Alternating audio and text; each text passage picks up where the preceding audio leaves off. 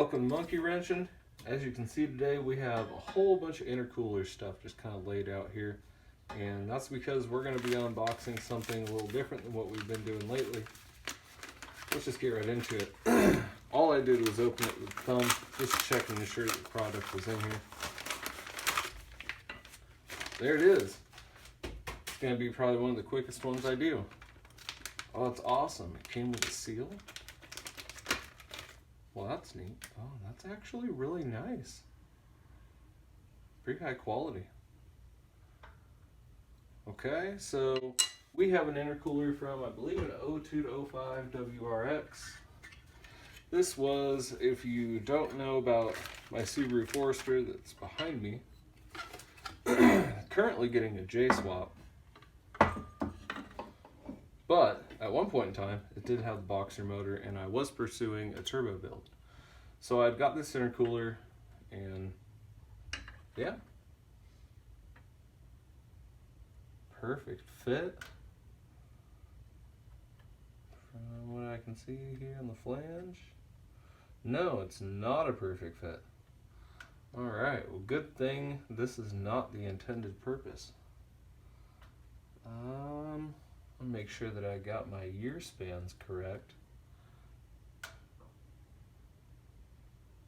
Man, you know, the bolt holes match up perfect. It's just the flange is off, just a tad, just a cut hair. Which realistically, we could shave both of them.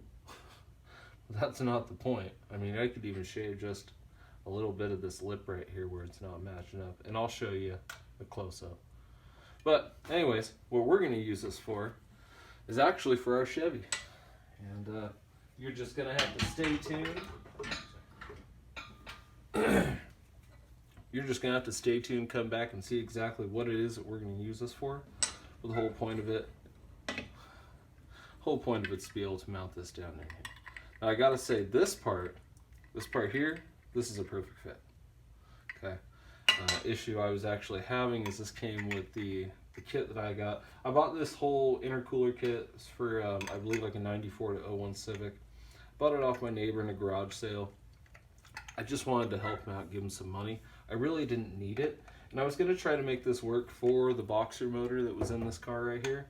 And then when it took a crap and I decided to pull it out, and instead of repairing it, I went with the J series. It's actually tucked under here. The J series motor is sitting under here on our van engine stand, which is really neat, and it's just waiting for some machine shop stuff. But that'll do it for the unboxing of this here. Oh, sorry, I didn't mean to slam that down. I'll go through and quiet that up just to make sure. We have a standard O-ring right there. This is for the SSQV sequential. I believe that stands for like super sequential. Oh, come on. There we go. We'll make sure that it fits a standard O-ring. Looks to be just a little bit bigger, not a whole lot. Yeah, or the ring that we have is smaller, one of the two. But this ring, if I'm correct, yeah, fits in here, which is, well, no, it seems like it's a little big too. Maybe this is the proper ring. Yeah, that one fits better. So, okay, the one that came with it is definitely a more correct size O-ring, and whatever this janky thing apparently is just a little bit too small, but obviously it's going to smash in place. And then we have our C-clamp here, which is specific for the SSQV port. Sorry about my kids if they were loud. Anyways, but yeah, so there that is, and thanks for watching. Stay tuned to see exactly what it is that we're going to do with this when we put it on our Chevy truck, because it's going to be pretty funny.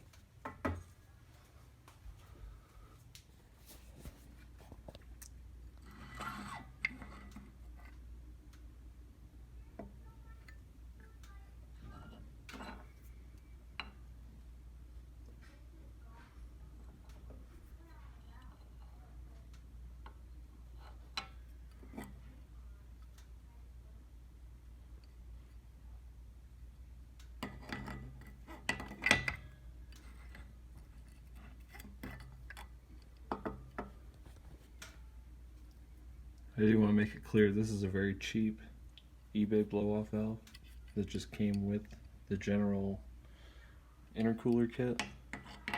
You can get them for about $14, sometimes a little less if you're careful, and it fits in there flawlessly. Like I said, it has issues fitting into this one, but this one here, like a glove, so that's perfect for us.